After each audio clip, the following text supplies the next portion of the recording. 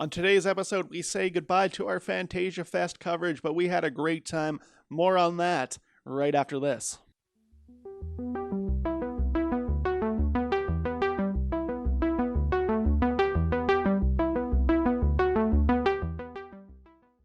All right, everybody. Like I said, the final Fantasia Fest episode. I really love this festival. I'm really excited to go to Montreal one day and attend this festival. It's a really fun one. Everything I watched was great, and that doesn't happen too often in film festivals. So, regardless of how I felt about some of them, I did think all of the movies were extremely watchable and like a really good selection of film. Shout out to Fantasia Fest who let me cover it, and I'm coming there one year. I'm coming to Montreal one of these days. All right, so we're going to start off with the HBO Max documentary. You can go watch this right now on HBO Max or Crave in Canada, and this is Class Action Park. So I think we've covered Action Park on this show before just because they had that documentary on YouTube that was really good. There was also the Johnny Knoxville movie, Action Point, that we've covered on this show before. I've talked about Action Park pretty extensively on this show, but anytime there's another documentary, I guess I'll watch it. Narrated by the great John Hodgman, of course, one of the classic East Coasters in the comedian world. You've also got some other people that are marginally famous. One of the big kind of storytellers in this movie is Chris Gethard, which your mileage may vary on him. I don't know. Sometimes I think he's a little too fucking weird for me to vibe with, but he's okay in this. He's pretty funny most of the time. And I think what's different about this one is it does kind of dig deeper into the person that Gene Mulville, the owner of Action Park, was, and kind of how he made his money, how his connections worked, how he got away with what he got away. And that's kind of something that wasn't covered in the documentary his son made 6 or 7 years ago on the subject. But they do use a lot of footage from that.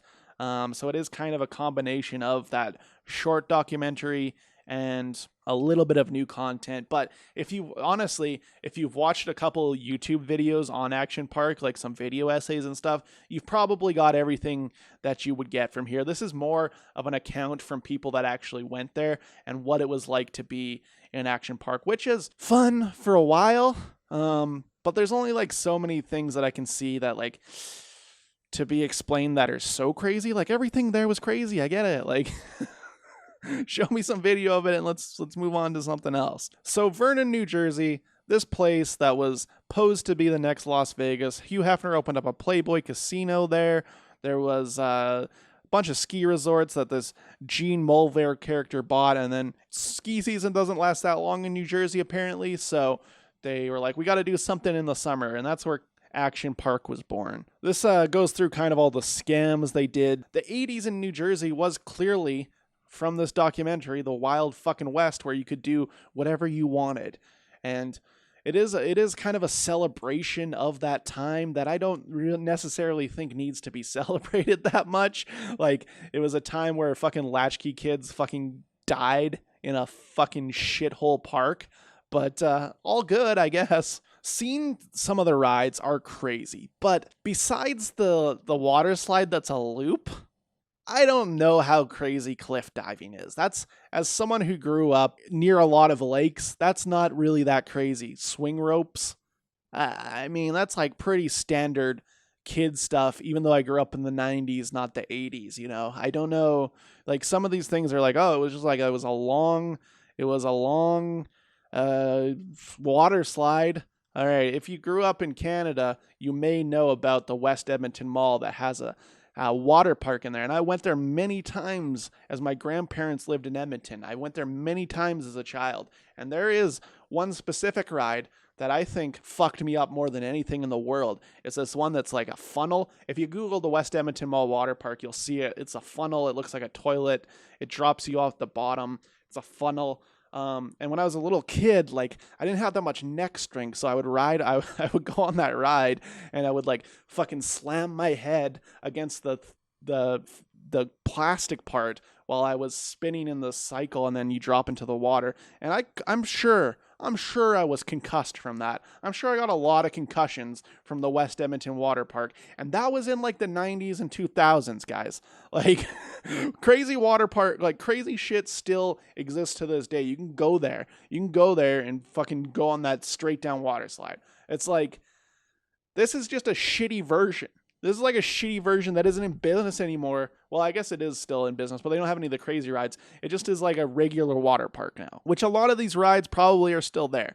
Some of the crazy shit is the homemade shit. And that's the stuff that I think they could have focused on a little more. Like the ball inside the ball that's on PVC piping track. What the fuck?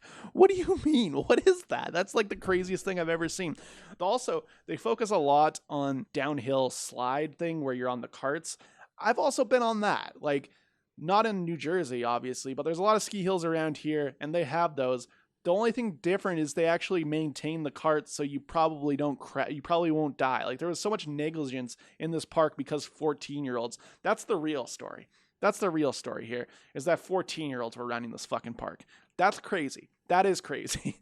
That right there is crazy, and that's what makes Action Park crazy. Another kind of interesting thing that I don't know that they might have touched on a little bit, they could have touched on a little bit more, was that Gene Mulville got a German brewery and brought that shit to New Jersey in the 80s. This guy might have been the first craft brewer, everybody. This guy might have introduced craft brewing to the world. It is kind of interesting to see some of the employees that worked at the park that are interviewed in this documentary, because they talk about everything that went wrong and how fucking crazy it really was.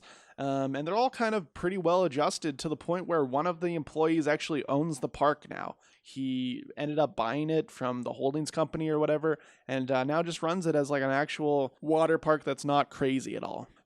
It gets pretty dark towards the end as they start going over everyone that died there and how Gene Mulville would just take it to court and not settle on anything and just make people really fucking pay through the teeth to get anything. And he didn't even have real insurance. He set up a fake insurance company and shit.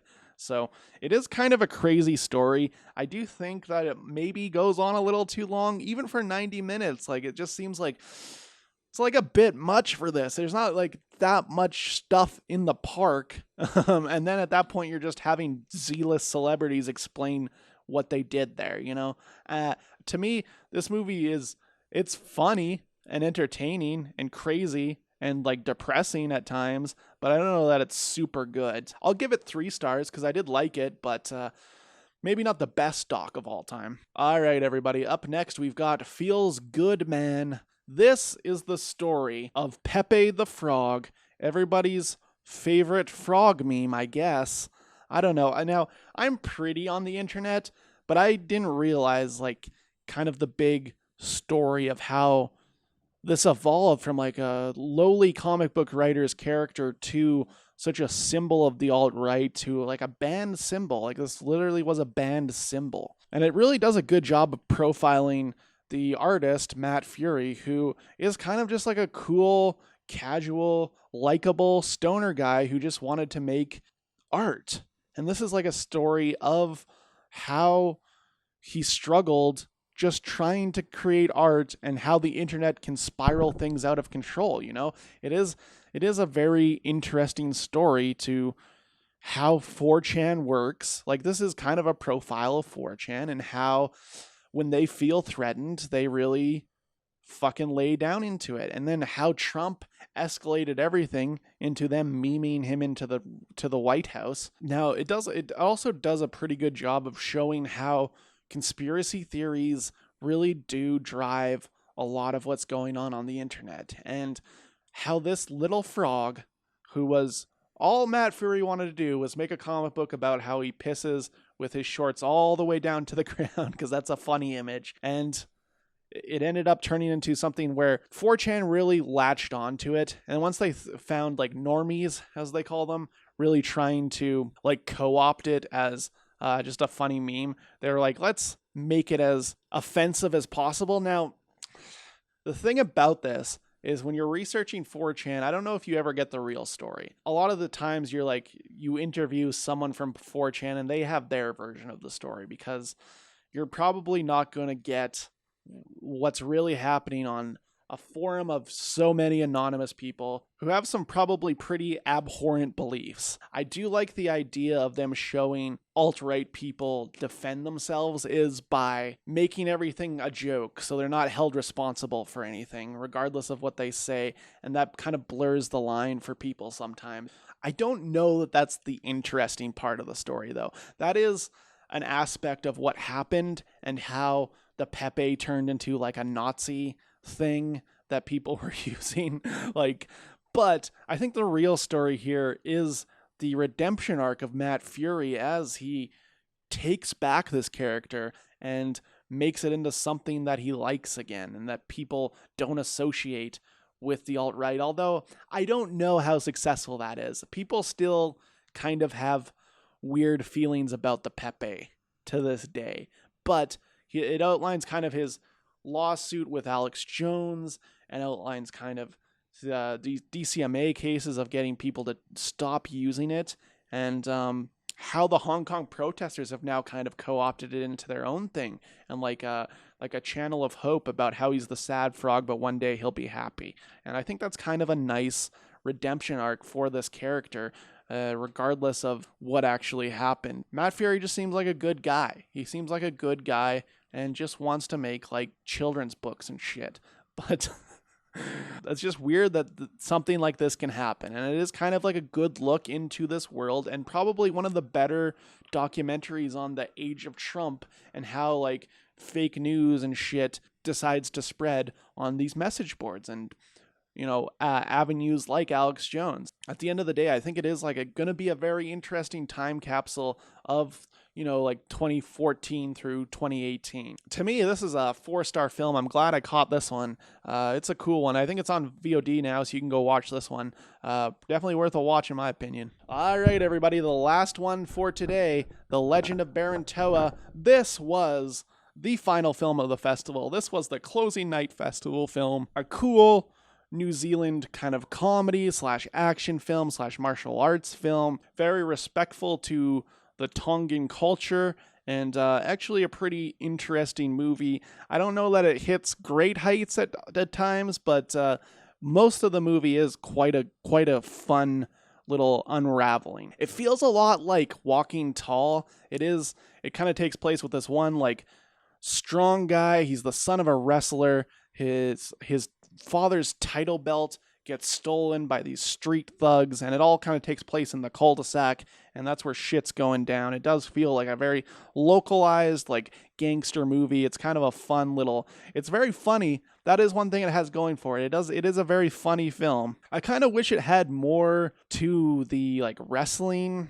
subplot of it. Like, his father was a wrestler, and this guy just steals the belt, but they don't actually do much wrestling in this movie. Like, I thought it was going to be like a wrestling movie, but it is more of like an action crime thriller, to be honest. It mostly succeeds in being a goofy martial art films, but often like it fails when it abruptly shifts tones from comedy to drama, and then it takes a really long time to get where it's going. And once you get to the climax, I don't know, I was necessarily I think I was a bit underwhelmed with it, to be honest. There's a lot of great ideas inspired by a lot of other works, obviously. This is kind of a movie that has its own identity for sure, but it takes a lot from that kind of like Walking Tall and those kind of films. The main character, I think his name is Uli Lakukifu.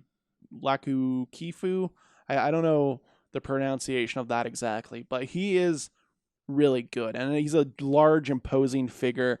I do think he's pretty good in this movie. When it comes to the fight scenes, I think the choreography is good, but it is like a little, he's mostly just beating the shit out of people with a can of paint for a lot of it, which is fine. And then once he gets to the final fight, it is a street fight, so it does look a little goofy, you know? It looks like, I guess, a real street fight, but that's not particularly cinematic is the thing. Like, that's not that cinematic. The more cinematic part is him destroying this entire group of gangsters with paint cans and other weapons in their shitty bar, like a pool cues and stuff. That is good. That is some good stuff. At times they'll just like slip in a fucking fart joke or whatever, and you're like, what are we doing here? Why would you throw this in? Because like it has like a lot of teenage boy humor. But I don't know. I think they could have. I think they could have leaned into the wrestling aspect a little more. I kind of want to see like a Baron Toa movie, because the guy that played Baron Toa in like the flashbacks, he was great. He was great. He was a lot of fun. I think overall it's like a fun watch, but it's a little inconsequential to much of value. But I do think it's a pretty cool film, and has a lot of fun ideas that don't necessarily come out completely. I'm going to give this one 3 stars, but worth a watch, I suppose. That's it for today. If you guys got any comments, did you see any of these movies? Do you want to see any of the movies? Did I get it right? Did I get it wrong? Put it in the comments. If you want to follow me, you can follow me on Twitter at Movie Epidemic, or Instagram or Facebook. We're all at Movie Epidemic. Hit up movieepidemic.com if you want to see everything we've ever produced. It's all there. Thanks for watching, everybody. Bye. Why don't you play us something, baby? Why don't you play us something? Why don't you play us something, baby? Start? I don't feel so good.